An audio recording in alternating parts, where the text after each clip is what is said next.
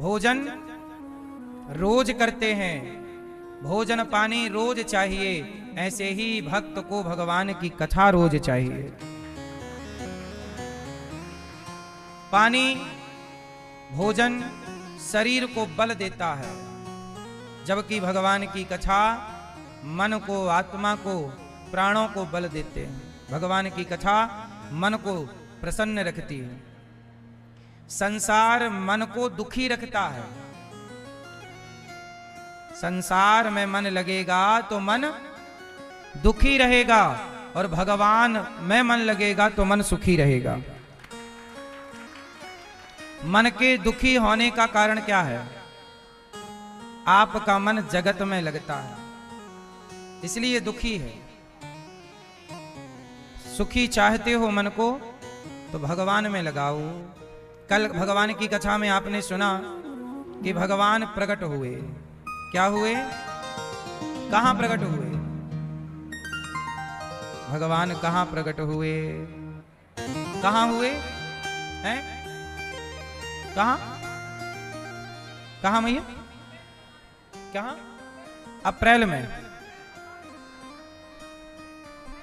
खंबे में। कहते हैं को हमारी बिल्ली मौसी भी कथा सुनती है। आपने उत्तर गलत दिया ना तो आपको देख रही है। सुनती रहो, वो यहां खूब सुनती है प्रेम से कथा।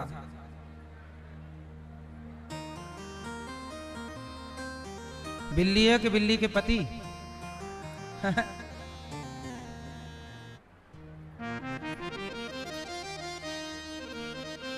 सुनो, भगवान कहां प्रकट हुए?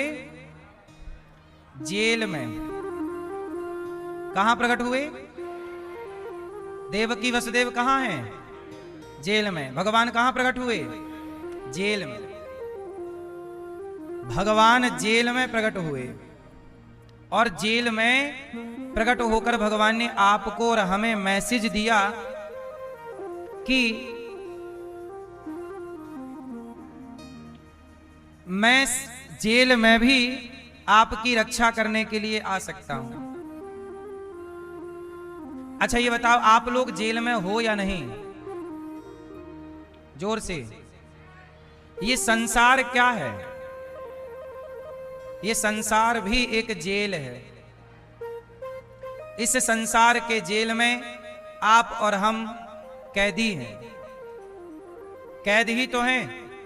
आप एक घर में एक परिवार से बंध कर रह रहे हैं, कैद हैं आप। लेकिन भगवान कहते हैं कि तुम यदि जगत के जेल में हो तो मेरा ध्यान करना, मैं उसी जेल में अर्थात तुम्हारे उस हृदय में प्रकट होकर के तुम्हारा कल्याण करूंगा। संसार का हर व्यक्ति जेल में ही तो है, लेकिन भगवान कहते हैं मैं हूं तुम्हारे लिए। इस जेल के बंधन को भी मैं स्वीकार कर लेता हूं। और जेल के ताले तोड़कर जब भगवान चले, वसुदेव जी के पांव की बेड़ियां खुल गईं, हथकड़ियां खुल गईं।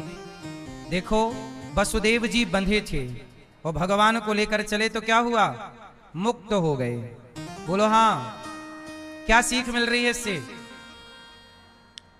मैया शांत रहो मेरी मां, शोर ना करो। बोलो राधे राधे। शांत रहिएगा, चुप रहिएगा। अच्छा, वसुदेव जी बंधे थे, पेड़ पांव में बेड़ियां, हाथ में हथकड़ियां, पहरेदार थे और जेल के बड़े बड़े दरवाजे, बड़ा बंधन था। पर भगवान को लेकर चले तो क्या हो गया? हैं? मुक्त हो गए कि नहीं? इससे मैसेज क्या मिला? जो भगवान को लेकर चलते हैं, भगवान का नाम जपते हैं, भगवान को हृदय में रखते हैं, वो मुक्त हो जाते हैं। और जो भगवान को छोड़ देते हैं, भूल जाते हैं, वो बंधन में। तो आज बंधे कौन है? जो भगवान को भूल गए। भगवान को जो भूल गए वो बंधन में हैं, और जिन्होंने भगवान को याद किया वो यदि मुक्ति चाहते हो तो भगवान का स्मरण करो, और बंधन चाहते हो तो भगवान को भूल जाओ। बात समझ में आई कि नहीं? बंधन और मुक्ति, यही है बंधन, यही है मुक्ति। अब भगवान का उत्सव चल रहा था कि पूतना मौसी की एंट्री हो गई। भगवान कृष्ण को मारने कौन आया? पूतना पूतना लोक बालघिनी राक्षसी रुधिरासना जिघांसयापहरये स्तनं दत्त्वा पसद्गतिम्। पूतना छोटे छोटे बच्चों को मार मार करके खा जाती, बड़ी दुष्ट थी पूतना। आज भगवान को मारने आई तो भगवान को मारने के लिए प्लान क्या बनाया? पूतना ने अपने स्तनों में जहर विष भर लिया और भगवान को पिलाने के भाव से आई। भगवान ने जैसे ही पूतना को देखा, पूतना को देखते ही भगवान ने अपने नेत्र बंद कर लिए। पूतना को देखते ही भगवान ने अपने नेत्रों को क्या किया? जोर से क्यों बंद किया? भगवान पूतना को देखे नहीं, मानो भगवान कहते हैं कि जो बाहर से बड़ी सुंदर है, बाहर से पूतना बड़ी सुंदर बन के आई, सुंदरी, पर भीतर क्या भरा था? पूतना के भीतर कपट है, छल है। कपट क्या? ऊपर से सुंदरी मां की तरह आई है, दूध पिलाने तो मां ही आती है ना, ऊपर से तो मां बनी है, पर भीतर से वो मारना चाहती है। अपने स्तनों में जहां मां बच्चे को दूध पिलाती है, वो जहर लगा के लाई है कि पिलाऊंगी, जहर जाएगा और बच्चा मर जाएगा। तो भगवान बोले इसके अंदर तो बड़ा कपट है। मां बनकर आई है दूध पिलाने और मारना चाहती है, मां बनकर के मारना चाहती है। भगवान बोले ना, ऐसे को हम नहीं देखते, मां बनकर के मारना चाहती है। जैसे कुछ स्त्रियां पूतना की तरह मां बनकर के मारना चाहें। अब आजकल देखो ना, कितनी माएं ऐसी भी समाज में देखी गई जिन्होंने अपने बच्चे को झाड़ियों में फेंक दिया। बोलो हाँ, बच्चा पैदा हो गया तो फेंक दिया झाड़ी में। झाड़ी में कितने बच्चे मिल जाते हैं। तो ये सब भगवान कहते हैं जो मां बनकर के अपने बच्चे की दुश्मन है, ऐसों को मैं देखना नहीं पसंद करता। भगवान कहते हैं जो मां बनकर संतान को कष्ट देना चाहे, जो मित्र बनकर मित्र को कष्ट देना चाहे, मित्र के साथ छल, भाई के साथ छल, भाई बनकर भाई के साथ छल, भाई बनकर भाई के, दोस्त बनकर दोस्त के साथ कपट।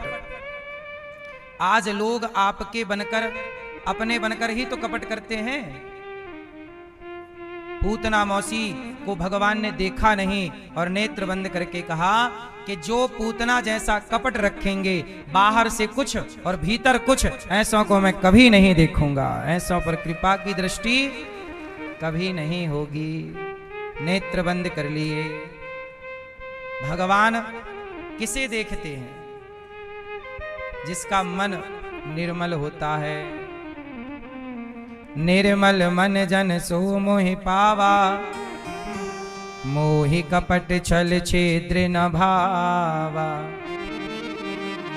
भगवान किसे देखते हैं? जिसका मन कैसा? निर्मल। पूतना को भगवान ने, अच्छा पूतना उठाई कन्हैया को, दूध पिलाने लग गई। भगवान ने दूध पिया और जहर था थोड़ा, विष जहर पिया। अब पूतना के प्राण पी गए भगवान। और जैसे ही प्राण पीने लगे, पूतना चिल्लाई, बालक छोड़ छोड़। भगवान बोले मौसी जी, हमने तो पकड़ा ही नहीं था आपको, पहले आपने पकड़ा है।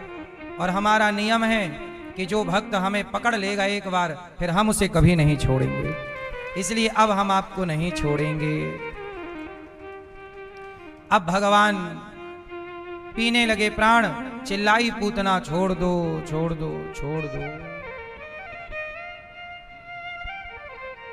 अब भगवान प्राण पी गए पूतना के, और जब प्राण पी गए तो पूतना धड़ाम से गिरी। पूतना का शरीर बड़ा विशाल।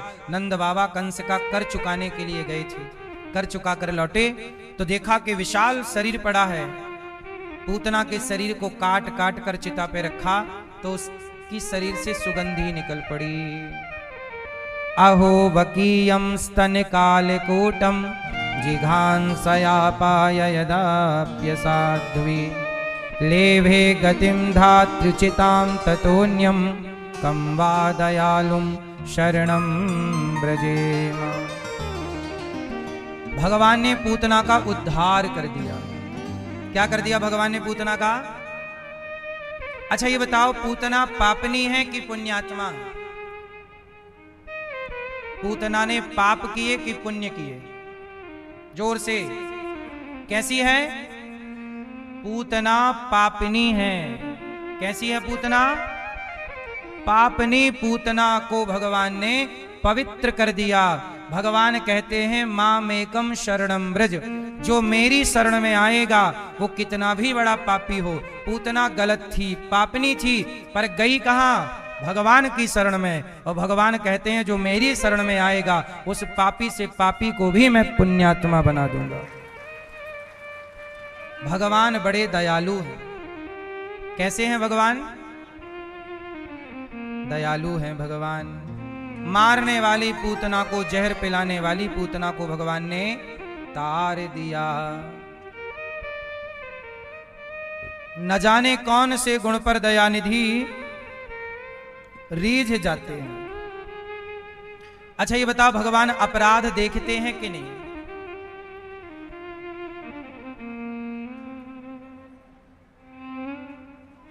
है ना? भगवान भक्त का अपराध देखते हैं या नहीं? उत्तर दो। हैं? जोर से, जोर से। भगवान कभी अपने भक्त का अपराध नहीं देखते। तो फिर प्रश्न खड़ा हुआ कि अपराध देखता कौन है? तो अपराध देखने का काम यमराज का है। अपराध देखने का काम, जरा सुनिएगा, ऊपर का जो हिसाब किताब है वो आप लोग समझते हो कि नहीं? आओ समझाता हूं। ऊपर का हिसाब किताब थोड़ा सा अलग है। ऐसा है कि आपको लेने दो लोग आ सकते हैं। एक तो यमदूत आएंगे, और यदि यमदूत आए तो आपकी पेशी होगी यमराज के पास, और यमराज फिर पूरा पाप पुण्य निकालेंगे। वहां आपके पाप का हिसाब होगा। परंतु यदि आपने भगवान से प्रेम किया है और नाम जप किया है तो आपको लेने यमदूत नहीं आएंगे। आपको लेने कौन आएंगे? पार्षद गण। कौन आते हैं? कौन आते हैं? जैसे अजामिल मरा तो अजामिल को लेने यमदूत आए, पर उसने मरते समय मुख से नारायण बोल दिया तो तुरंत प्रोग्राम कैंसिल किया यमदूतों का, और भगवान ने पार्षदों को भेज दिया। अब पार्षद और यमदूत दोनों खड़े हो गए। एक व्यक्ति है और लेने आए दो लोग। यमदूत बोले ये हम ले जाएंगे, इसको पापी है। पार्षद बोले नहीं नहीं, हम ले जाएंगे, पुण्यात्मा है। अब दोनों में हो गई लड़ाई, पार्षदों में और यमदूतों में, दोनों में लड़ाई। वो कहें कि हम ले जाएंगे, वो कहें हम ले जाएंगे। तब पार्षदों ने यमदूतों को 3-4 जमाया, ले ले। अब यमदूत पिटे तो नाराज होके गए। कहा यमराज जी आपका आजकल पावर कम लग रहा है। क्यों? देखो हमारी धुलाई हो गई। किसने की? अरे वो पार्षद आए, बोले अजामिल को हम ले जाएंगे, जबकि हमने कहा कि ये तो बड़ा पापी है। पर उन्होंने कहा किसने मरते समय एक बार नारायण नाम ले लिया, सारे पाप खत्म। अब यमराज ने कहा कि जरा चुप रहो, नारायण का नाम यहां नरक में ना ले लेना, वरना सारा कारोबार ठप्प हो जाएगा। चुप रहो। तब यमराज से उन यमदूतों ने पूछा कि महाराज आखिर ये भगवान के नाम क्या है, ये नारायण कौन है, क्या है? तब यमराज ने भगवान के नाम की महिमा बताई। कहा कि देखो ये पूरा संसार, मैं यमराज हूं तो यमराज भी मैं एक पद पर बैठकर भगवान का ही काम कर रहा हूं। मैं उन्हीं का नाम जपता हूं, इसलिए मैं ये कर पाता हूं। शिव जी संहार करते हैं तो भगवान का नाम जपते हैं तो उन्हें संहार करने की शक्ति मिलती है। ब्रह्मा नाम जपते हैं तो ब्रह्मा को सृष्टि उत्पन्न करने की शक्ति भगवान के नाम से ही मिलती है। इसलिए भगवान का नाम परम कल्याणकारी है। तो आपको केवल ये समझाऊं कि भगवान का नाम पापी से पापी ले तो उसका उद्धार हो जाए। तो जो व्यक्ति पापी है उसे यमदूत ले जाते हैं, और जो भगवान की शरण में आ गया उसे यमदूत नहीं, उसे पार्षद गण लेकर भगवान के सामने खड़ा करते हैं, और भगवान फिर अपराध नहीं देखते कि तुमने गलतियां क्या की।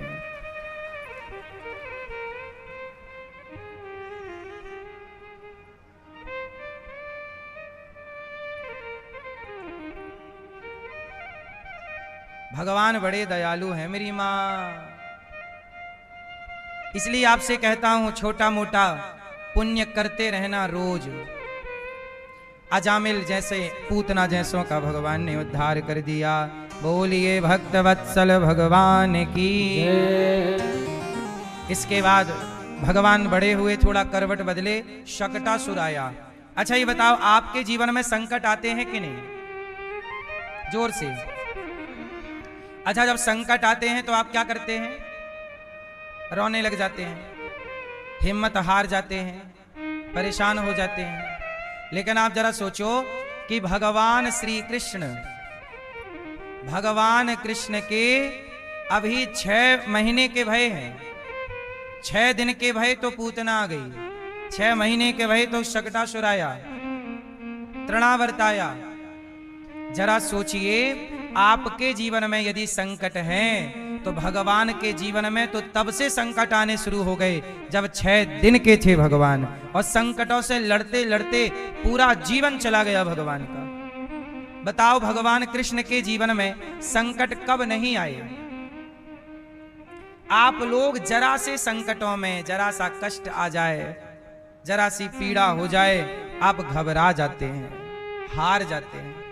राम के जीवन में संकट था या नहीं? बोलो। फिर भगवान कृष्ण जन्म तो जेल में लिए, संकट देखिए ना। आपके जीवन में इतना संकट नहीं है, आपके जीवन में इतना कष्ट, इतनी विपत्ति नहीं है जितना कष्ट इन भक्तों के जीवन में, भगवान के भक्तों के। अच्छा बताओ, मीरा के जीवन में संकट था कि नहीं? उत्तर दो। आप लोग क्या चाहते हैं महाराज जी? हमारे जीवन में कोई कष्ट ना हो। अच्छा आप बताओ, कष्ट किसके जीवन में नहीं है? किसके जीवन में नहीं है? उत्तर दो। आप बताओ, हैं? जोर से। एक है जिसके जीवन में कोई कष्ट नहीं है, आप बताओ वो कौन है जिसके जीवन में कोई कष्ट नहीं, कोई संकट नहीं, कोई विपत्ति नहीं? आप बताओ। सुनो मैया, सुनो मेरी मां। एक ऐसा है जिसके जीवन में कोई संकट नहीं, और वो कौन है जानते हो? वो है मुर्दा। मुर्दा के जीवन में कोई कष्ट नहीं, कोई संकट नहीं, कोई विपत्ति नहीं। मुर्दे के जीवन में क्या? बोलो हाँ या ना? जब तक जीवन है तब तक संकट रहेगा। इन्हीं संकटों के बीच में रहकर आपको प्रभु को याद करना है, और इन्हीं संकटों के बीच में रहकर आपको अपनी ईमानदारी से, धर्म से अपने कर्तव्य पूरे करने हैं। संकट नहीं होंगे जिस दिन, उस दिन आप मुर्दे हो जाओगे। क्योंकि मुर्दे के जीवन में क्या संकट? बोलो हाँ, पड़ा है ना, उसे दया है ना उसे पीड़ा है। जलाओ तो रोता नहीं, रोते हुए को चुप कराता नहीं, लेटा है उठता नहीं, पानी मांगता नहीं, रोटी मांगता नहीं, पड़ा। काट दो कुल्हाड़ी से तो बोलेगा नहीं, जला दो आग में चिल्लाएगा नहीं, कोई कष्ट नहीं। किसे नहीं है कष्ट? मुर्दे को। आप मुर्दा बनना चाहते हैं क्या? इसलिए जीवन में भगवान से कहो कि प्रभु हमारे जीवन में जितने संकट हैं वो सारे हमें दीजिएगा, पर उन संकटों के समय उन संकटों से लड़ने की ताकत आप दीजिए, और आप उन संकटों के समय हाथ पकड़ लीजिएगा। है ना। हम ये नहीं कहते भगवान से कि हमारे जीवन में कोई कष्ट ना हो। कष्ट से भागना नहीं है। आप लोग डर जाते हैं, कष्ट ना आए, विपत्ति ना आए। बताओ, पांडवों के जीवन में विपत्तियां आई कि नहीं? जितनी विपत्तियां पांडवों के जीवन में आई, मुझे नहीं लगता कि आपके 4-6 जन्म के जीवन का कष्ट मिलाया जाए, 50 जन्म का कष्ट मिलाया जाए तो भी इतना कष्ट आपको मिला होगा जितना पांडवों को एक जन्म में कष्ट मिला, जितना राम जी को एक जन्म में कष्ट मिला।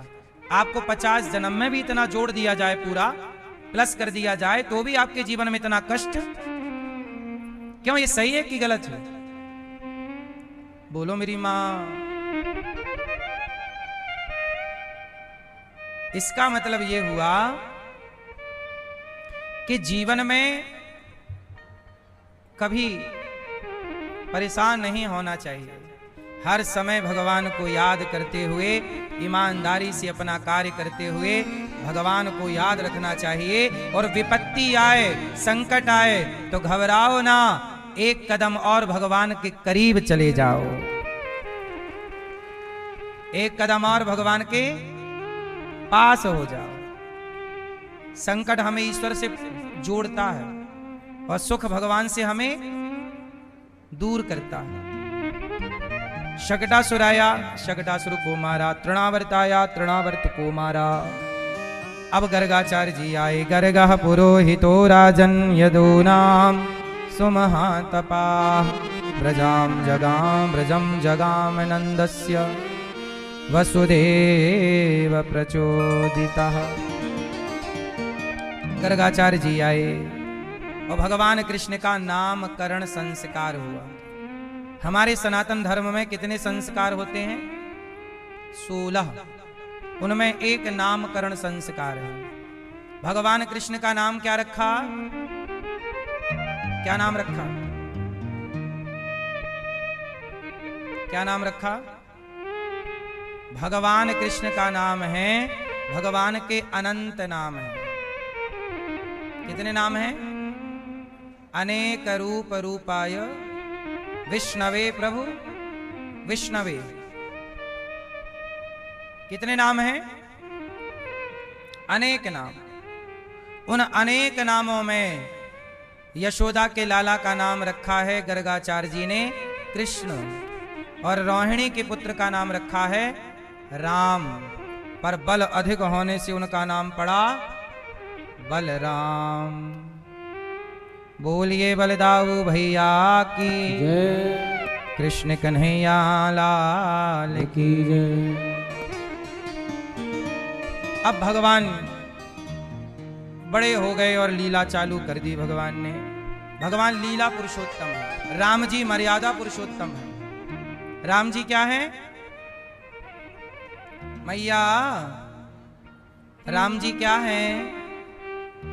राम जी मर्यादा पुरुषो। पीछे आवाज आ रही है कि नहीं? आ रही है?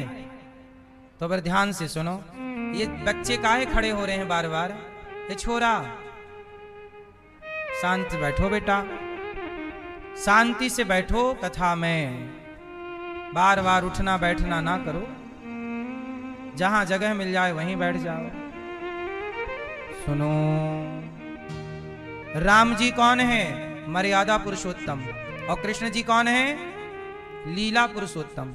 राम जी मर्यादा का आचरण किए हैं और कृष्ण जी लीला का आचरण किए हैं। राम जी ने जो अच्छा, राम जी ने कहा कम है, किया ज्यादा है? नहीं किया। राम जी ने कर करके सब कुछ बताया है।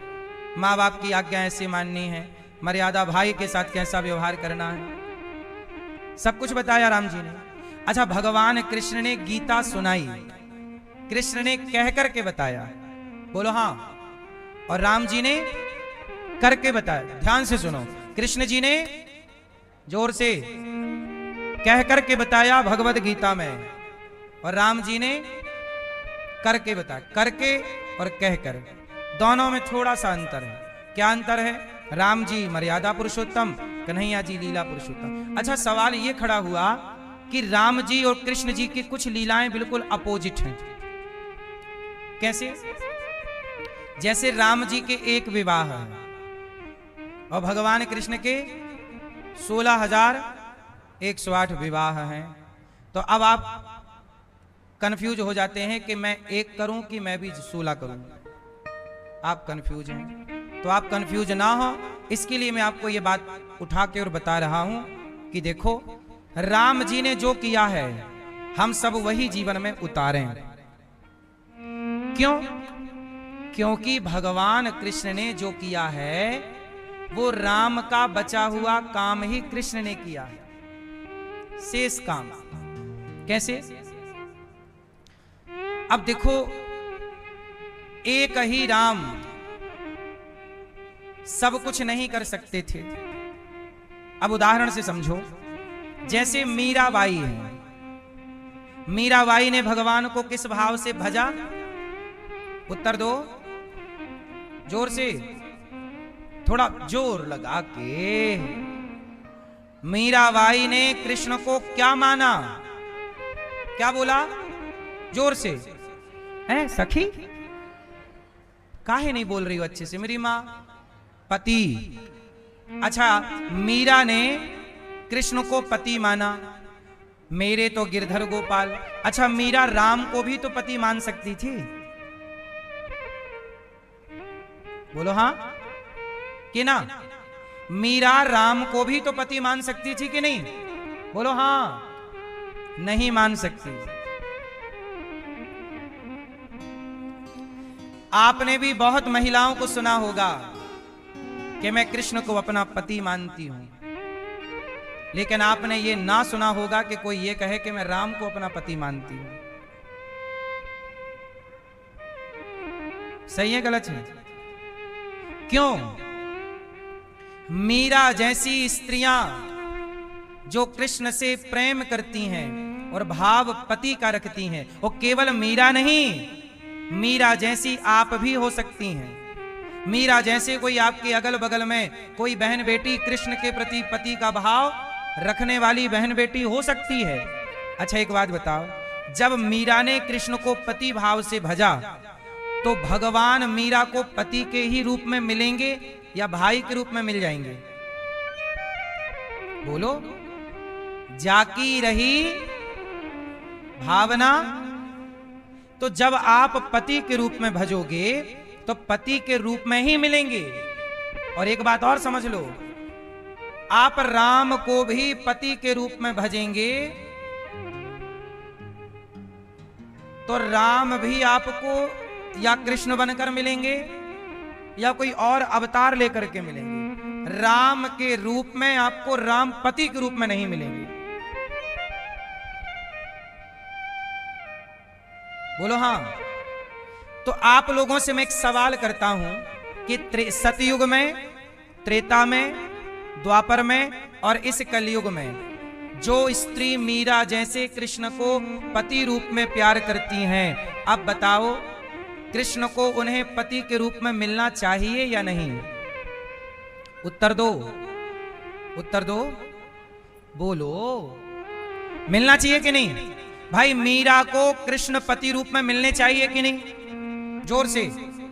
हाँ, तो ऐसी मीरा जैसी तमाम स्त्रियों को भगवान अपने द्वापर की लीला में सबको एक साथ जन्म देकर और अपनी पत्नी बना लेते हैं और एक साथ विवाह करते हैं। और वही कृष्ण 16,108 विवाह, ये युगों युगों की वही स्त्रियां थी जो प्रभु को पति रूप में भजती थी। तो भगवान को यह भी करना पड़ता, भक्ति की ये कामना है तो पूरी कौन करे? बोलो हाँ। तो इसलिए भगवान राम एक पत्नी के साथ रह गए पर भगवान कृष्ण नहीं रह सकते थे। क्यों? क्योंकि भगवान को अपने भक्तों के वरदान को, उनकी इच्छाओं को पूरा करना रहता है। अब मीरा की इच्छा पूरी करना भगवान का धर्म है, क्योंकि उसने भजा ही पति के भाव से। तो उसे भाई की तरह तो मिल नहीं सकते, पिता की तरह तो मिल नहीं सकते, उसे पति भाव से ही भजा, जाकी रही भावना जैसी। अब राम के बारे में दो आप कथा सुनो, छोटी छोटी। राम को दो लोगों ने सीता मां के अतिरिक्त पति के रूप में चाहा। ध्यान से सुनना, और भी लोगों ने चाहा, मैं और थोड़ा विस्तार कर दूं। मैया, ओ पंचायती मैया, खड़ी होके करा लो पंचायत। हाँ, चलना नहीं है, ट्रेन छूटी जा रही है। हाँ?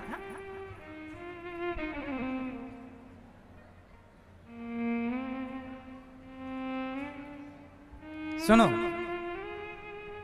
जब राम विवाह करने गए सीता मैया से, तो जनकपुर में जितनी स्त्रियां थीं, उनमें से कुछ स्त्रियों ने राम को इसी भाव से देखा, क्या ये मेरे पति होंगे? तो उन्हें राम तो पति रूप में नहीं मिल सकते, तो उनकी इच्छा थी, तो उनको अगले द्वापर में गोपी बनाए और कृष्ण पति रूप में मिल गए। बोलो हाँ। तो त्रेता की लीला पूरी कब हो रही है? अब मैं दो नाम और बताता हूं आपको, जो आपको भी याद होंगे, नहीं होंगे तो याद कर लेना। राम के जमाने में एक स्त्री विवाह करना चाहती थी। एक को तो आप जानते हो, क्या नाम है? सूपनखा। बोलो हाँ। तो अब सूपनखा से तो राम विवाह कर नहीं सकते, लेकिन उसकी इच्छा है, तो भगवान इच्छा भी अधूरी नहीं छोड़ते भक्त की। तो वही सूपनखा अगले जन्म में कुब्जा बनी। हाँ, कुब्जा। और भगवान ने कुब्जा पर कृपा की। एक तो ये छोटी सी बात। अब एक बड़ी बात सुनो, भगवान राम से एक स्त्री और विवाह करना चाहती थी। आप बता सकते हैं वो कौन थी? सूपनखा के अतिरिक्त राम जी से एक स्त्री और विवाह करना चाहती थी। बताओ कौन? कौन? सुनो, वैष्णव मैया, वैष्णव देवी।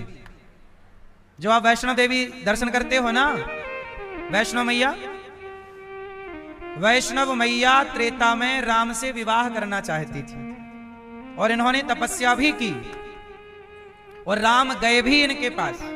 कहा कि वरदान क्या है? बोले आप पति के रूप में हमें मिल जाओ। तो भगवान बोले ठीक है, हम वनवास से लौट के आएंगे, यदि आप हमें पहचान लोगी तो हम आपके पति हो जाएंगे, अर्थात आपसे विवाह करेंगे। अब राम 14 वर्ष बाद जब उनके पास लौटे, तो भगवान को वो नहीं पहचान पाई, और बाद में बोली कि प्रभु आपकी मर्जी के बिना आपको कौन जानेगा, क्षमा कीजिए, मेरे से विवाह कर लीजिए। भगवान राम बोले कि देखो, मैं मर्यादा पुरुषोत्तम हूं, मेरा एक विवाह सीता से हो गया है, और मैं मर्यादा पुरुषोत्तम ही रहूंगा। मैं अगले जन्म में, अगला कलयुग में मैं कल्कि अवतार लूंगा, तब मैं आपसे विवाह करूंगा, तब तक आप जाओ वहां तपस्या करो। तो आज भी वैष्णवी मैया, वैष्णव देवी वहां कटरा में मां भगवती क्या कर रही हैं? तपस्या कर रही हैं, राम को पति के रूप में पाने के लिए।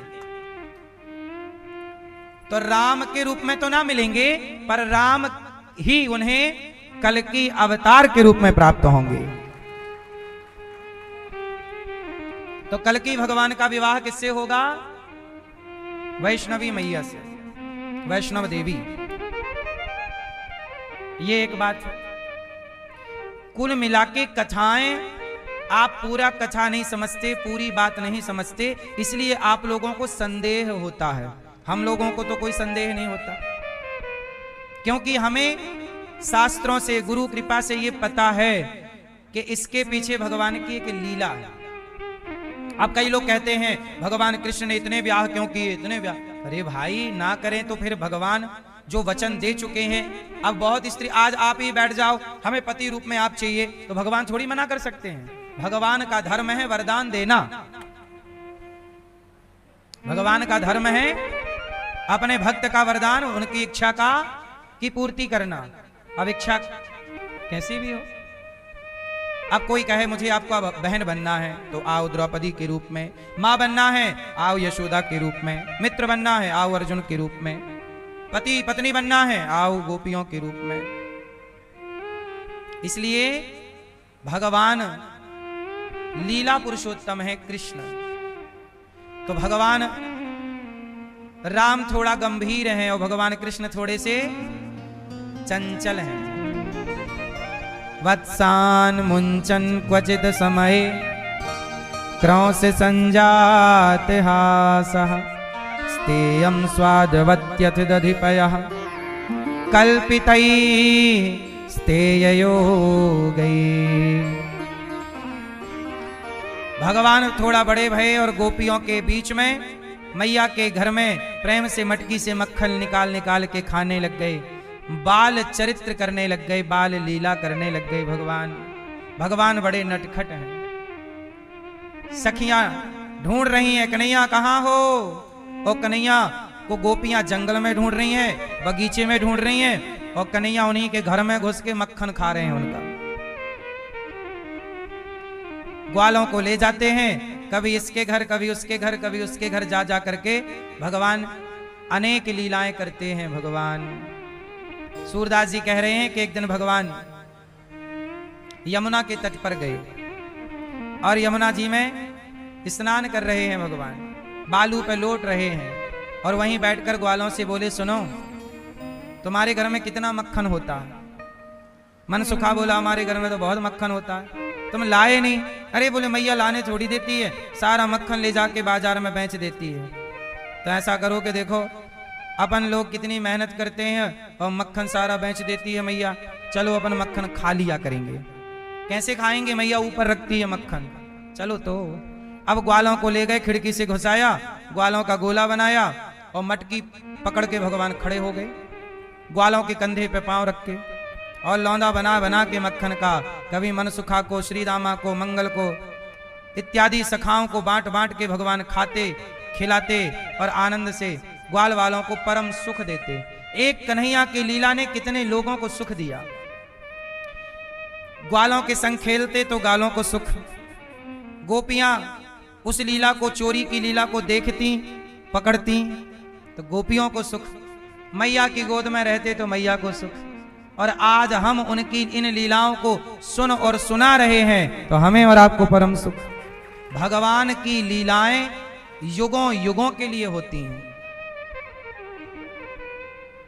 बात समझ में आई कि नहीं? भगवान की लीलाएं युगों युगों के लिए होती हैं, दिव्य लीला करते हैं भगवान। एक दिन क्या हुआ कि बछड़ों को खूंटे से खोल दिया। गोपियां शिकायत करने आ गई, मैया ओ यशोदा क्या हुआ, देख तेरे लाला ने हमारे बछड़ों को खूंटे से खोल दिया। वत्सान मुंचन क्वचित समय, बछड़ों को खोल दिया, सारा दूध पी लिया बछड़ों ने। तो बोला कि अच्छा दूध पी लिया तो तुम जाके गैया दोह लो ना। मैया ऐसे समय में खोलता है जब गाय दोहने का समय नहीं होता।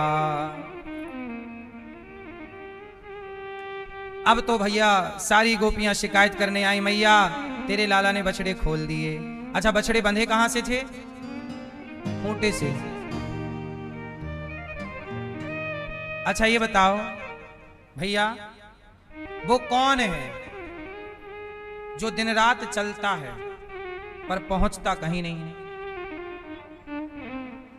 मैया पीछे वाली बताओ, वो कौन है जो दिन रात चलता है पर पहुंचता कहीं नहीं? अरे समय तो पहुंचता है, सवेरे से देखो शाम हो गई, शाम को पहुंच गया, फिर सवेरे पहुंच गया। लो मतलब तुम जो कहोगी वही सही है। भाई समय चलता है तो आगे बढ़ता है कि नहीं? आगे बढ़ता है समय, वहीं थोड़ी खड़ा रहता है समय। समय रुकता थोड़ी है। सुना नहीं आपने कि समय रुकता नहीं? वो कौन है जो चलता है दिन भर पर पहुंचता कहीं नहीं? वो कौन है जो चला पर पहुंचा कहीं नहीं? चश्मा वाले भैया, नहीं मन काहे नहीं पहुंचता? मन तो कई बार पड़ोसन तक पहुंच जाता है, नहीं पहुंचता। फिर आपका पड़ोसी कह रहा था सामने वाली खिड़की में एक चांद का टुकड़ा रहता है, उसका मन तो पहुंच गया। वो कौन है जो सवेरे से चला, वो चलता रहा पर पहुंचा कहीं नहीं? कौन? दादाजी मोबाइल से पूछ रहे हैं? नहीं कौन है वो बताओ, है आप बताओ। वो कौन है जो सवेरे से चलता रहा पर पहुंचा कहीं नहीं? कौन? आप बताओ। हैं? इच्छाएं। कौन है वो? पीछे वाली मैया बताओ। सवेरे से चला कोल्हू का बैल, सवेरे से चला कोल्हू का बैल, शाम तक चला पर पहुंचा कहीं नहीं। जहां से चला वहीं खड़ा, क्योंकि कोल्हू का बैल एक खूंटे से बंधा हुआ था, गोल गोल घूम रहा था। ऐसे ही आप भी संसार से बंधे हो और बंध करके चलते हो, इसलिए चल आप सब रहे हैं पर आप भी पहुंचे कहीं नहीं। इसलिए जब तक जगत के खूंटे से अपने को खोलोगे नहीं तब तक भगवान तक पहुंचोगे कैसे? पहले खोलो। अच्छा, एक और है जो सवेरे से चला पर पहुंचा कहीं नहीं, कोल्हू के बैल से अतिरिक्त। अब एक मौका और है, बताओ वो कौन है जो सवेरे से चला पर पहुंचा कहीं नहीं? कौन? कौन? और वो यही है। अब बताओ वो कौन? और वो यही है। बताओ वो कौन है जो सवेरे से चला पर पहुंचा कहीं नहीं और वो यही है और आप सबके घर पे है।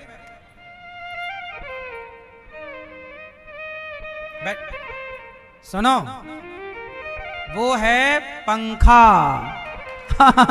सवेरे से चल रहा है पर पहुंचा कहीं नहीं। पंखा सवेरे से नहीं कह रहे पंखा चल रहा है, पंखा कूलर चल रहा है, चल ही रहा है, पहुंचा कहीं नहीं। पंखा चल रहा है पर पहुंचा कहीं नहीं। कोल्हू का बैल चल रहा है पर पहुंचा। कुछ लोग ऐसे ही हैं कि जिंदगी भर चले पर पहुंचे नहीं, तो चलने से फायदा क्या? ऐसे चलो कि लक्ष्य तक पहुंचो।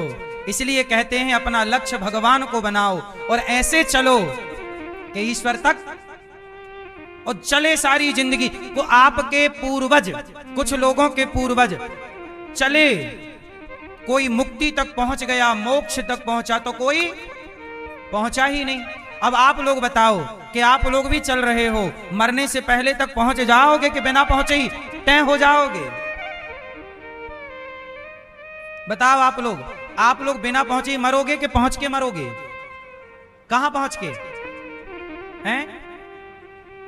भगवान में मन लग जाए, भगवान के सिवा मेरा। अच्छा ये बताओ, आप कहो तो मैं आपको आत्मज्ञान होने का एक मंत्र दे सकता हूं। लोग कहते ना आत्मज्ञानी, आत्मज्ञानी। अरे ये तो बड़े आत्मज्ञानी हैं, ये तो बड़े संतों को बोला जाता है ये आत्मज्ञानी हैं। ये कैसे हैं? आत्मबोध। अरे नहीं तो आत्मबोध हो गया है, ये तो आत्मज्ञानी है, ये तो भगवत प्राप्त संत हैं। अच्छा एक बात बताओ, आत्मज्ञान किसे कहते हैं? सुना कभी कि नहीं आत्मज्ञान के बारे में? बोलो हाँ मैया, सुन रही हो मां? ये बताओ आत्मज्ञान के बारे में सुना कि नहीं? आत्मज्ञान क्या है आप बताओ जरा, हमें दो आत्मज्ञान, हम भी ज्ञान से भरे। दो, हमें दो आत्मज्ञान, दो। भगवान को पा जाए तो आप पा गए, जब आप ही नहीं पाए तो हमें क्या पाओगे? सही, आप दो हमें आत्मज्ञान। आप क्या है आत्मज्ञान? हैं? हैं? भैया देंगे हमें आत्मज्ञान, दो हमें आत्मज्ञान दो, चलो दो। आओ मैया दो, दिखाओ।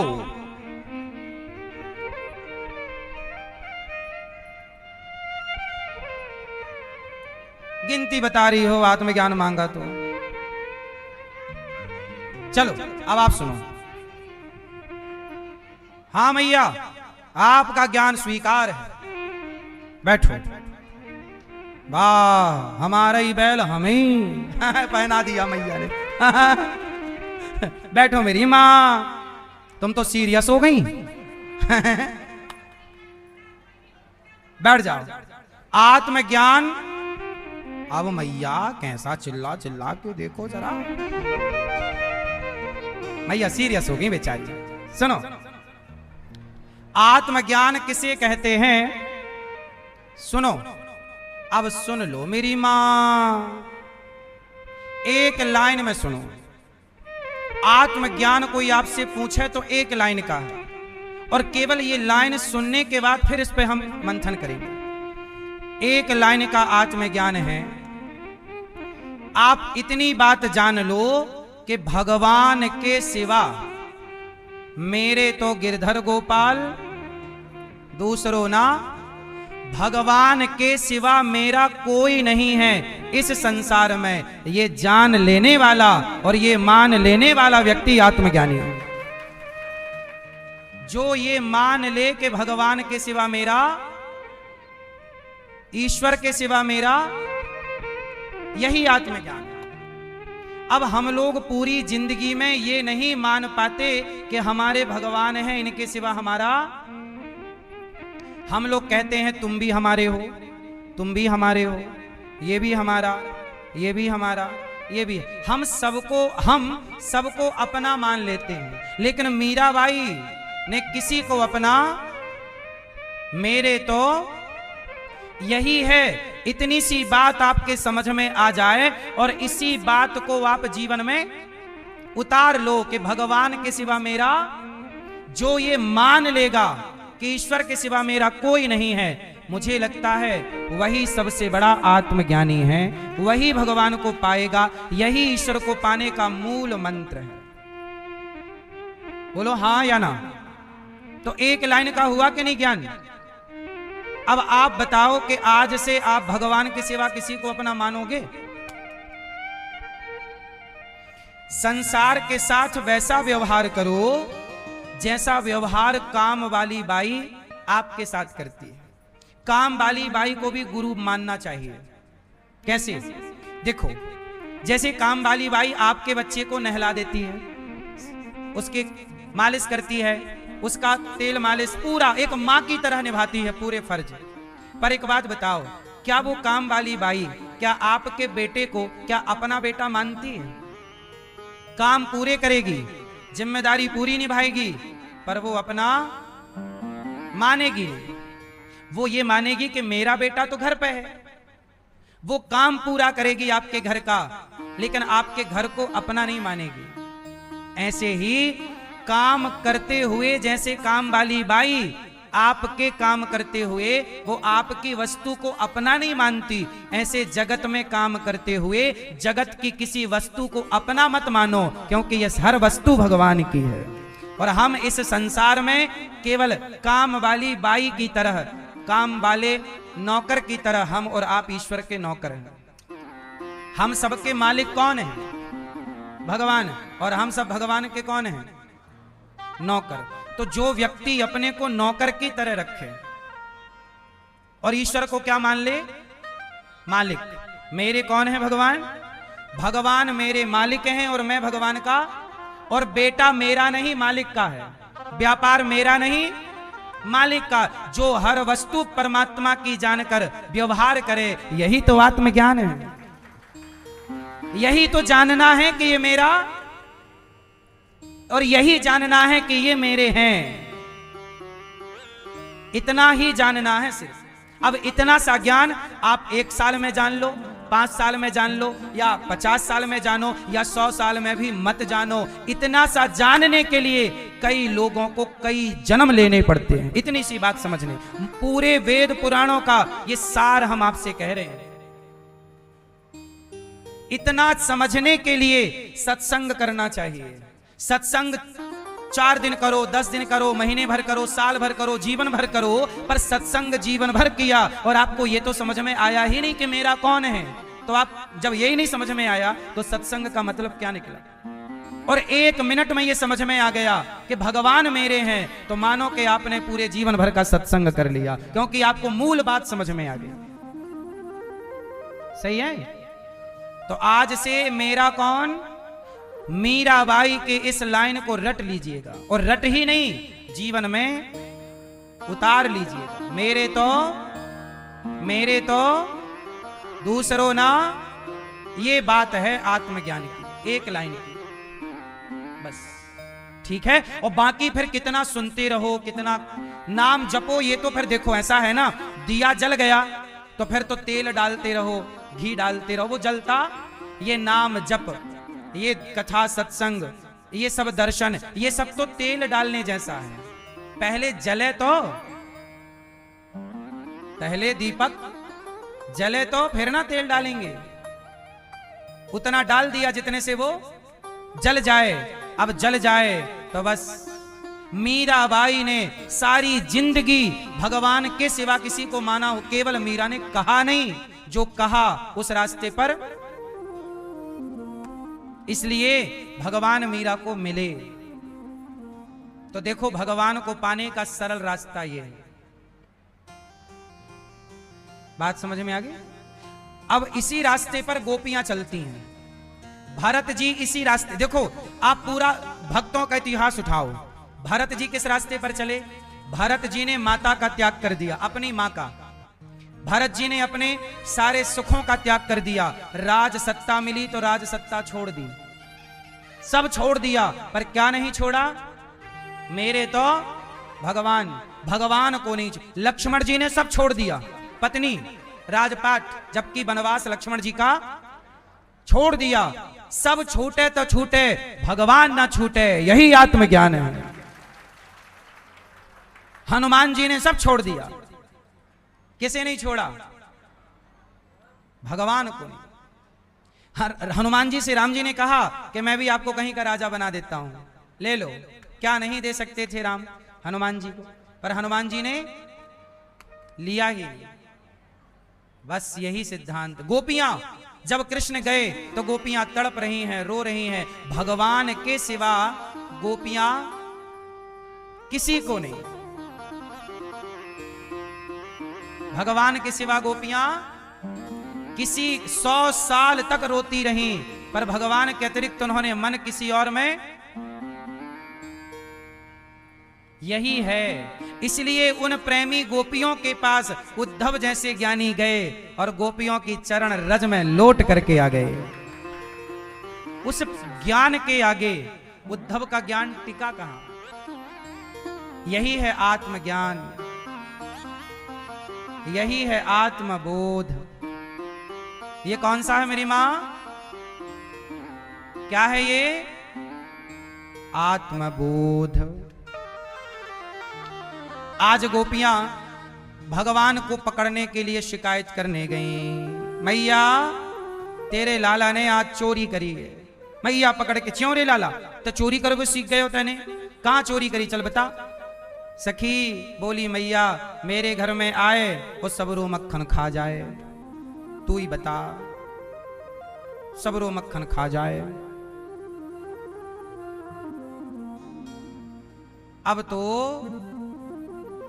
मैया बोली लाला चोरी करेगो, लाला ब्याह ना होएगो तेरो। डराए भी लग गई मैया। कन्हैया बोले मैया सखियां झूठ कह रही हैं। मैया बोली देखो सखियों, जब तक तुम मेरे लाला को रंगे हाथों नाए पकड़ोगी तब तक हम तुम सबन के बातन को भरोसो नाए करेंगे। अच्छा भगवान भी ना चोरी करने में माहिर हैं। एक बार इन्होंने एक भक्त को पिटवा दिया था। भगवान भी ना कई बार अपने भक्तों को पिटवाते वगैरह भी रहते हैं। एक माधव दास नाम के भक्त थे।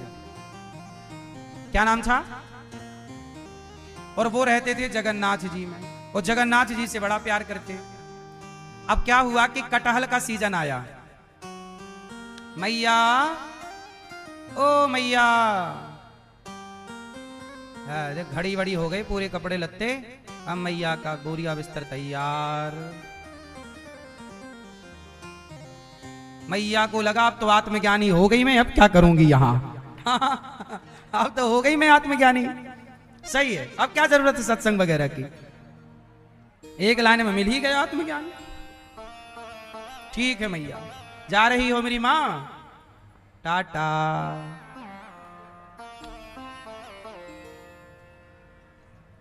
सुनो, एक बार क्या हुआ, कटहल का सीजन आया। कटहल समझते हो ना, वो कटहल पक गए। अच्छा, कुछ जगह कटहल की सब्जी खाते हैं, सब जगह खाते हैं, लेकिन कुछ जगह पका हुआ कटहल खाने की भी परंपरा है।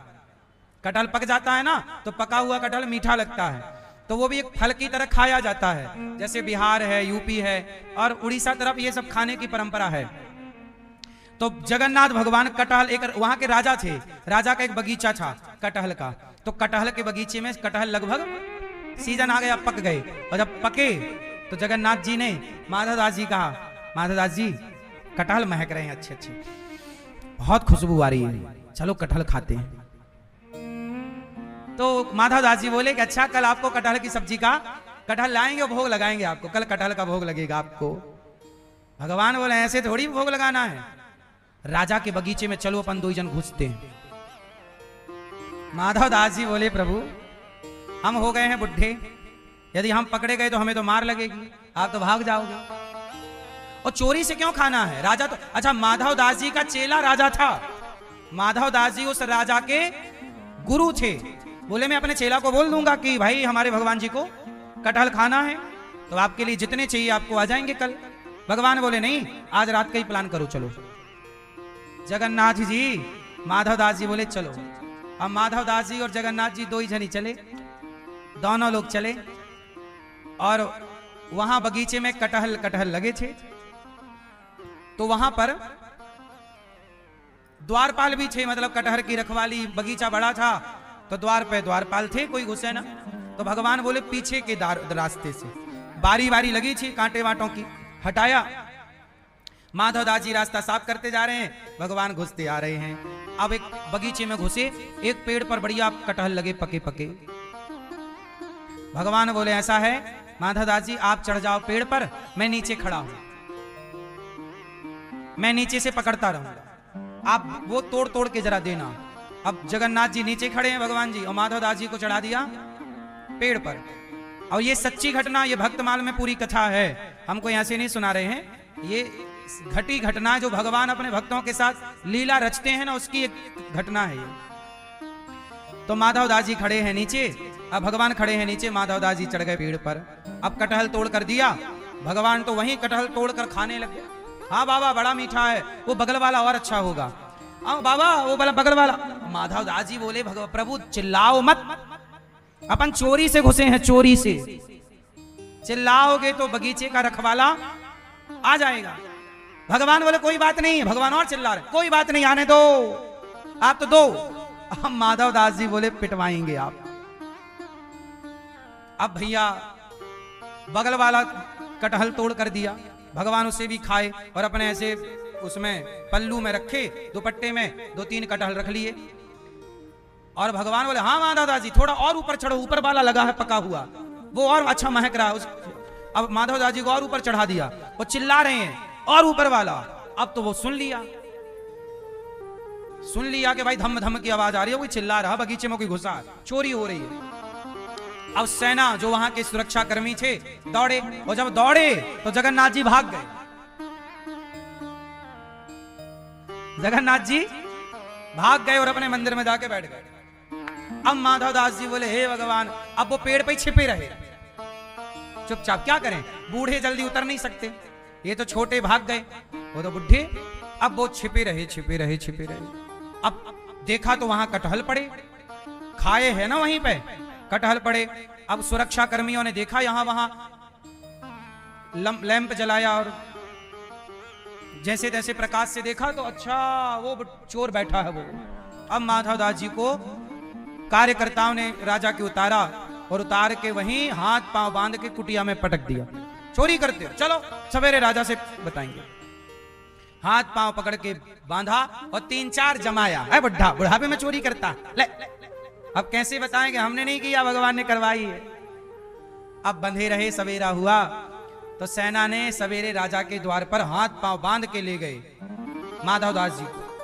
और माधवदास जी को ले गए तो राजा ने देखा अरे तो हमारे गुरुजी हैं, सिंहासन से उतर के आए, प्रणाम किया, वो देखा तो गुरुजी के हाथ बंधे। कहा ये क्या हमारे गुरुजी को बांध रखा?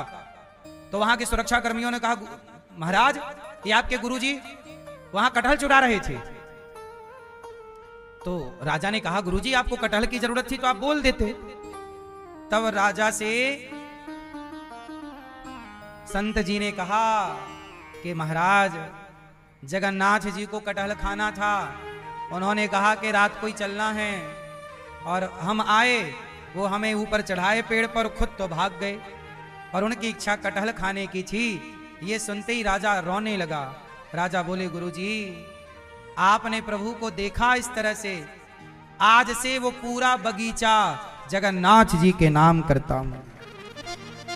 प्रभु यदि इस बगीचे में आए हैं और कटहल का भोग लगाए हैं, तो आज से पूरा बगीचा जगन्नाथ जी का। वही मात अब कहने का तात्पर्य ये है कि भगवान इतने नटखट हैं कि अपने भक्तों का सम्मान भी कराते हैं और कभी दो चार पढ़वाते भी हैं। इसलिए कहता हूं, सम्मान मिले अपमान मिले, दोनों को भगवान का प्रसाद समझना चाहिए। दोनों को भगवान का क्या समझना चाहिए? क्या समझना चाहिए? ये प्रसाद है। कई बार आप लोग ना सम्मान तो अच्छे से स्वीकार करते हैं, पर कोई आपका अपमान कर दे तो बुरा लग जाता है। देखो हमारा अपमान कर दिया। सम्मान यदि मिल रहा है तो समझ लो ईश्वर की कृपा है, और अपमान मिल रहा है तो यह भी ईश्वर की विशेष कृपा है।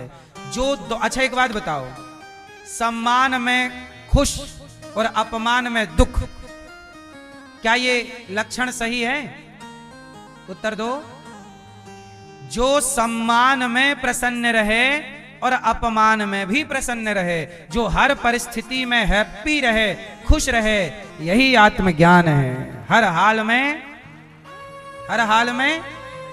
खुश, हर हाल में ईश्वर की कृपा समझना। जैसे आपका फायदा हो रहा है बिजनेस में, फायदा हुआ तो आपने कहा बड़ी कृपा है, और जरा नुकसान हुआ तो आपको क्या लगा? अरे मैया हो गई पंचायत मेरी मां। सुन लो, कई बार आपको लाभ हुआ तो आप मानते हैं बड़ी कृपा है, और जरा हानि हो जाए तो आप शिकायत करते हैं, भगवान हम तो तुम्हारी इतनी पूजा किए, हानि कैसे हो गई? जो हानि और लाभ दोनों में ईश्वर की मर्जी समझे, वही ना कृपा है। भक्त का लक्षण क्या है? भक्त का लक्षण ये नहीं है कि सुख में खुश रहे और समय बिगड़े तो रोने लग जाए। हर परिस्थिति में जो कृपा का अनुभव करे वही ना भक्त है। तो हर परिस्थिति में क्या करें? किसका अनुभव करें?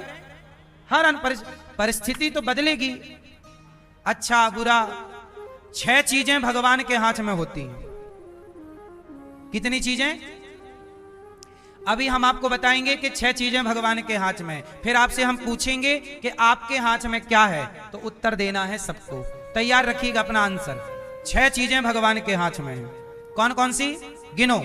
हानि, बोलो हानि, लाभ, जीवन, मरण, यश, अपयश। यश मतलब नाम, अपयश मतलब बदनाम। यश अपयश, हानि, लाभ, जीवन, मरण, यश और अपयश, ये 6 चीजें किसके हाथ में है? अब बताओ आपके हाथ में क्या है? क्या?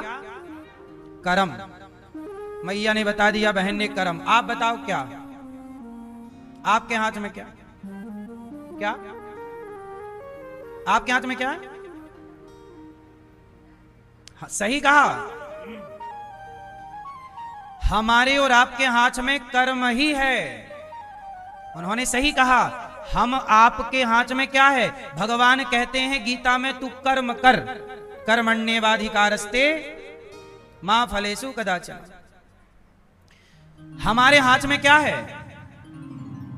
सब कुछ भगवान के हाथ में है, पर हमारे हाथ में यदि कुछ है तो केवल कर्म, सिर्फ कर्म।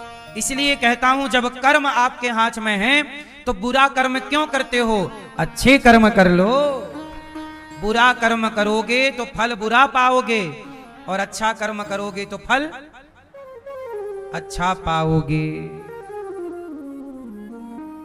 बात समझ में आई कि नहीं? इसलिए कहता हूं अच्छे कर्म करना सीखिए, बुरे कर्म से अपने को दूर करिए, बुरे कर्मों से अपने आप को बचाइए, धर्म से चलिए। गोपियां शिकायत करने आती हैं और शिकायत के बहाने भगवान का दर्शन करती हैं गोपियां। इसलिए दास अनिरुद्ध अपना कर्म करता है, अच्छा कर्म। हर बुरे कर्म से मैं अपने आप को दूर रखता हूं। आज जानते हो गौरी गोपाल आश्रम में हमारी एक माँ जो कि बहुत वृद्ध हैं, 4 साल से यहां हैं। कितने साल से हैं? जोर से। गौरी गोपाल आश्रम में हमारी एक माँ है जो कि 4 साल से है। आज अचानक वो बिस्तर पर आ गई, उनका चलना फिरना बंद हो गया और वो पूरा बिस्तर पर ही बैठी हैं। तो उठ भी अब अति वृद्ध हो गई। क्या हो गई? अति वृद्ध, बहुत ज्यादा वृद्धावस्था आ गई। जब उनकी वृद्धावस्था आई तो हमने उनके बेटे को कहा, उनके बेटे से कहा, फोन लगवाया कि भाई आपकी मां अति वृद्ध हो गई हैं, बिस्तर पर आ गई हैं, अब चलना फिरना नहीं हो रहा है। हम लोग माँ को बिस्तर पे ही मलमूत्र की व्यवस्था, बिस्तर पे ही मलमूत्र कराना, बिस्तर पे ही उनको उठा के ले जाना, फिर उनको नहलाना, कपड़े धुलना, मतलब पूरी तरह से बिस्तर पे आ गए। तो हमने उनके बेटे को फोन लगवाया, कहा कि बेटा आपकी माँ अब बहुत ज़्यादा दिन के लिए अब नहीं है, आप आओ और माँ का दर्शन कर लो और माँ को ले जाओ। तो कुछ महीने 15 दिन आप भी माँ की आखिरी समय सेवा कर लो और अपना पुत्र धर्म निभा लो। तो हम लोगों ने तो कहा कि भाई अब आखिरी टाइम आ गया, ले जाओ अपनी माँ को। तो बेटे ने बोला कि आज तो फोन लगा दिया, अब फोन मत लगाना, और माँ मर जाए तो हमें सूचना देने की भी जरूरत नहीं है। ये बेटे ने बोला। बेटे ने कहा कि आपने हमें फोन क्यों लगाया, आइंदा फोन मत लगाइएगा।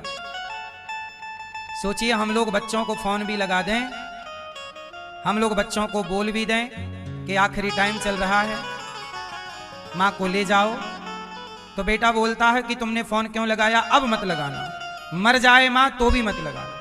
हमने कहा भैया ठीक है, नहीं लगाएंगे फोन, हमारा तो फर्ज था कि बेटे को जानकारी देना, हमने दिया, अब नहीं लगाएंगे। तो ये माँ जो आप देख रहे हैं टीवी पर, ये माँ जो कि अति वृद्ध हो गई हैं, केवल बैठी हैं, चल भी नहीं पाती, उठ भी नहीं पाती। बेटे ने साफ मना कर दिया। 4 साल से ये माँ है यहां पर, और अब आखिरी में इनके बेटा मृत्यु के बाद भी बेटे ने पहले ही बोल दिया फोन मत लगाना। अब हम लोग कैसे लगाएंगे? फिर भी हम लोग लगाएंगे। लेकिन अब बताओ, जो बेटा मृत्यु पर भी आने को तैयार नहीं है, ऐसा बेटा क्या मां को रोटी देगा? आप सब सहयोग करते हो तो इन माओं को यहां भोजन मिलता है। ऐसी 315 वृद्ध माएं हैं, आप सब सहयोग करते हैं तो माओं को भोजन मिलता है। आप सबके सहयोग से यहाँ सेवाएं चलती हैं। मैं ये बात आपको इसलिए बता रहा हूँ कि आप लोग अपने माता पिता का ख्याल रखिएगा, इतने निष्ठुर ना हो जाइएगा, इतने निर्दयी ना। पत्थर भी जब भरत जी राम से मिलने गए तो जिस पत्थर पर खड़े होकर भरत जी राम को पहली बार चित्रकूट में देखे, वो पत्थर भी भरत के प्रेम से पिघल गया था। पत्थर भी पिघल गया प्रेम में, पर मां के प्रेम में बताओ बच्चों का हृदय पिघलने को तैयार नहीं। इतने निष्ठुर, इतने निर्दयी आप ना बनिएगा, आप इतने निष्ठुर ना हो जाइएगा रिश्तों को लेकर के। माना कि कोई गलत हो सकता है, माना कि आपकी नाराजगी किसी से हो सकती है, पर नाराजगी इतनी ना कि मृत्यु तक वो नाराजगी रहे। महीने भर की नाराजगी ठीक लगती है, हफ्ते 10 दिन की नाराजगी ठीक लगती है, पर जब ये पता चल जाए कि सामने वाला तो अब मृत्यु की सैया पर पड़ गया, तब तो नाराजगी रखना धर्म नहीं है। इसलिए अपनी मां से ऐसे ना नाराज होया करो, अपनों से ऐसे नाराज ना हो। अच्छे का फल व्यक्ति देता है कि भगवान? लेकिन आप तो व्यक्ति से उम्मीद करते हैं कि हमने तेरे साथ अच्छा किया, तू भी हमारे साथ। नहीं, सांप को कितना दूध पिलाओ, पर जब मौका मिलेगा तो वो डस के जहर ही उगलेगा। ये उसका स्वभाव है। आप कितना भी अच्छा करना किसी के साथ, 100 अच्छाई करना, और एक गलती यदि आपसे हो जाए तो वो व्यक्ति आपके 100 अच्छाई को भूलकर एक गलती के ताने सारी जिंदगी मारेगा। तुमने ये गलती की, तुमने ऐसा किया। दुनिया आपकी बुराई याद रखती है, अच्छाइयों को भूल जाती है, और भगवान आपकी अच्छाइयां याद रखते हैं, बुराइयां भूल जाते हैं। इसलिए आप अच्छा करते चलो सबके साथ, और ये उम्मीद मत करो कि व्यक्ति अच्छा करेगा। जब आप सबके साथ अच्छा करते हैं तो आपके साथ कौन अच्छा करेगा? उम्मीद सामने वाले से नहीं कीजिए। अच्छा करते चलो। जो सबका अच्छा करता है, भगवान पे भरोसा रखिएगा, जो सबका अच्छा करता है भगवान उसके साथ कभी बुरा होने ही नहीं देते।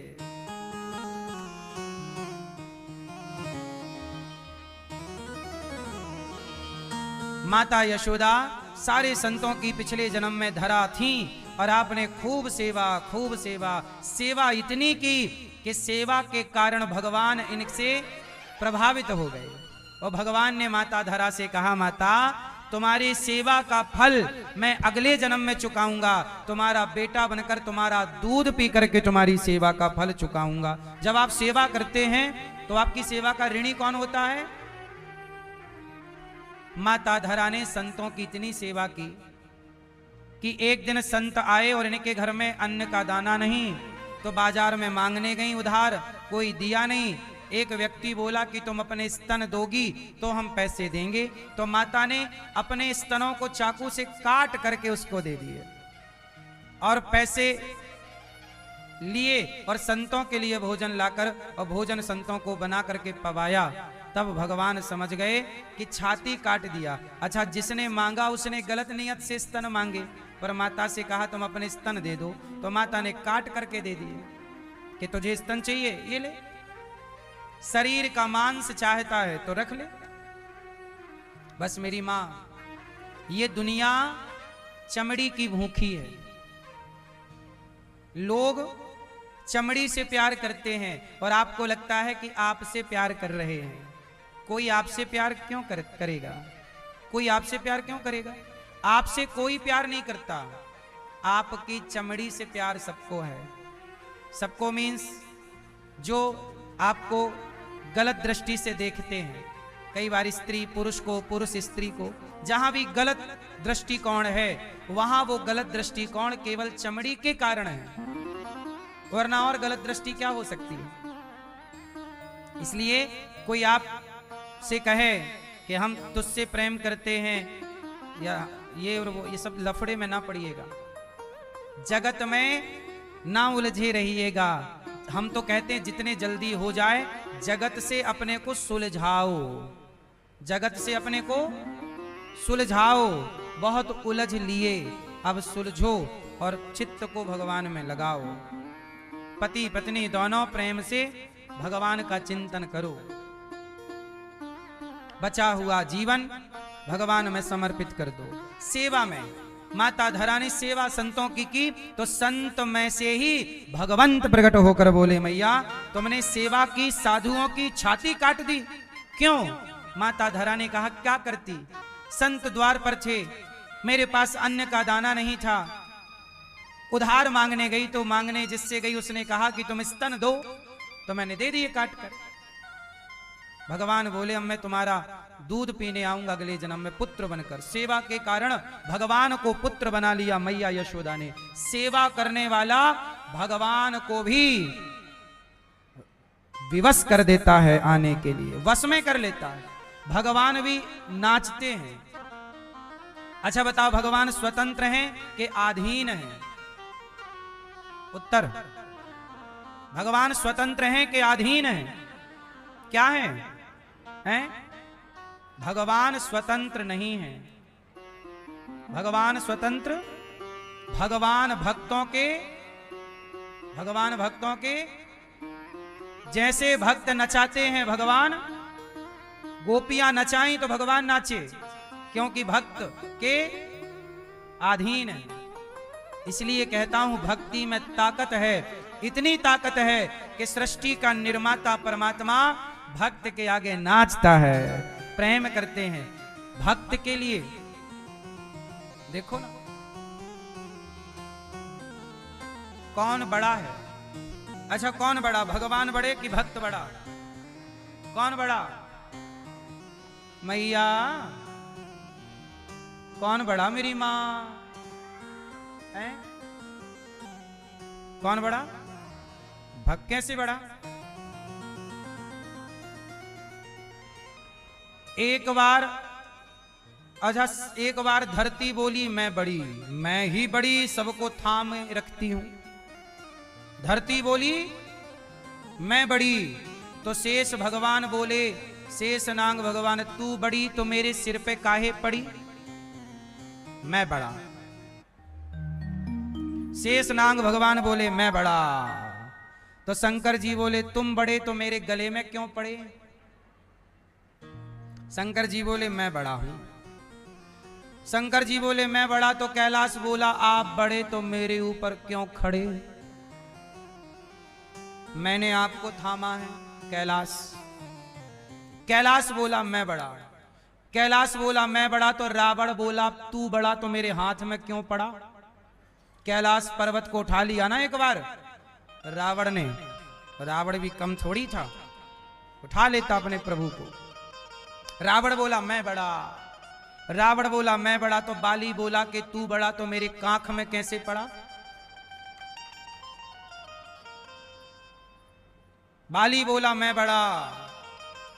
बाली बोला मैं बड़ा, तो राम बोले तू बड़ा तो मेरे चरणों में क्यों पड़ा? तू बड़ा तो मेरे चरणों में क्यों बड़ा? तुलसीदास जी बोले कि राम बड़े? बोले नहीं, राम बड़े तो भक्तों के पीछे क्यों पड़े? राम बड़े तो राम से बड़े भक्त जो राम से भी अपना काम करा लेते हैं। भगवान को भी नचाने वाला कौन? इसलिए भगवान से भी यदि कोई बड़ा है, अच्छा इसे ऐसे समझो कि जरा रामायण से आप शबरी को हटा दो, सबरी को हटा दो, केवट को यदि रामायण से आप थोड़ी देर के लिए भक्तों की लिस्ट हटा दो, यदि पूरी रामायण से भक्तों को हटाओगे तो राम जी की अपनी कोई कथा बचेगी? उत्तर दो। अरे भगवान की अपनी कोई कथा होती ही नहीं है। जब भगवान भक्तों से मिलते हैं तो भगवान जब भक्त से मिले तो जो मिलना है वही कथा हो जाता है, वही मेल मिलाप कथा बन जाती है। तो भगवान की भी महिमा गाता कौन है? भक्त ना हो तो गाए कौन? कोई पत्थर गाए? इसलिए भगवान से बड़े भगवान के, अरे भक्त हैं यशोदा और भगवान है कन्हैया, और मैया डंडा लेके दौड़ रही है, कन्हैया रुक जा, आज दारी के तो को बांध के रहूंगी। अब भगवान भाग रहे हो, मैया डंडा लेके, जिस परमात्मा से यमराज, जिससे यमराज थर थर थर थर कांपते हैं, ऐसे भगवान, जिन भगवान से कौन कांपता है? यमराज भी थर थर कांपे। ऐसे भगवान मैया से, मैया मैया मत मारियो, मैया मत मारियो। जरा देखिए क्या है ये? मानो भगवान ये कहना चाहते हैं कि आप भक्त लोग भक्ति के बल पर मुझे भी अपने वश में कर सकते हो आप। जैसे मैया यशोदा ने भगवान को वश में कर लिया। सबका पेट कौन भरता है? जोर से भगवान, पर उन भगवान का पेट मैया यशोदा भरती है अपना दूध पिलाकर। बोलो हाँ। अच्छा ये बताओ, आपको भी मैया यशोदा बनना है? हाँ या ना? आप भी अगले किसी लीला में आप भी मैया यशोदा बन जाना। भगवान की लीलाएं तो सदा होती हैं, भगवान की लीलाएं तो चलती रहती हैं। आज यहां लीला पूरी हुई, कल वहां लीला शुरू हुई, इस लोक में खत्म हुई, उस लोक में चालू हुई। ऐसे भगवान के भक्त ही, कोई भक्त ये अभिनय, कोई भक्त ये अभिनय, कोई भक्त ये अभिनय, और भगवान अपनी लीला करते रहते हैं। बोलो हाँ। तो कभी आपका पुण्य होगा तो अगली लीला में आपको मैया यशोदा बना लेंगे, बहन का भाव होगा तो द्रौपदी बना लेंगे, पति का भाव होगा तो गोपी बना लेंगे। आप बताओ आपको क्या बनना है? मैया आपको क्या बनना है अगले जन्म में? मैया आप क्या बनना चाहोगे अगले जन्म में? मैया बोलो मेरी माँ। आप क्या बनोगी मैया अगले जन्म में? हैं? माँ? इस जन्म में भी तो आप माँ बनी हो। कितने बच्चे हैं आपके? 3 बनी तो हो 3 बार माँ।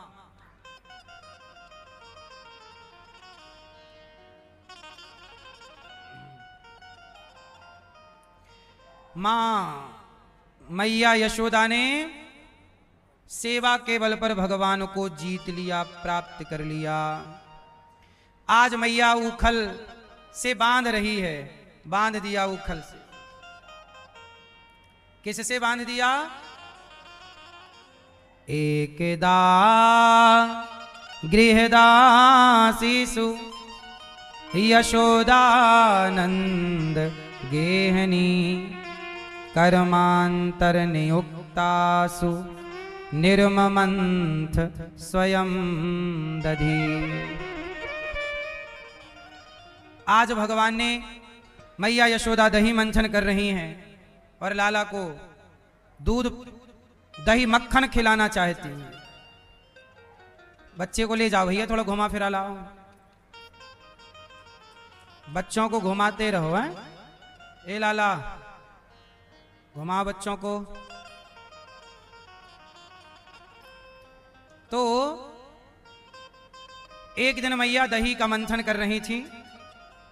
कन्हैया बोले कि हमें मक्खन दूध पीना है। मैया बोली मक्खन खाना। जिद करने लगे, मछानी पकड़ ली, तब मैया ने दूध पिलाया।